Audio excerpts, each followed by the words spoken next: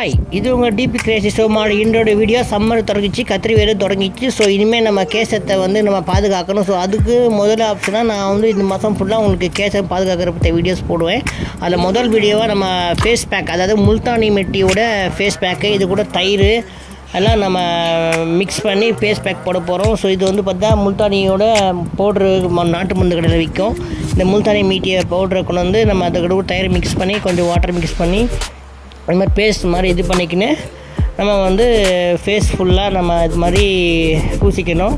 So பூசிக்கிட்டு ஒரு 1 hour இல்லை ½ an hour நம்ம இருந்தோன்னா அதுக்கப்புறமா ஐஸ் வாட்டரில் கழுவிட்டு லைட்டாக ஃபேஸ் வாஷ் பண்ணிவிட்டு அப்புறமா வாழைப்பழத்தோட தோல் இருக்குது பார்த்தீங்களா, அதை மூலிமா க்ளீன் பண்ணிடணும்.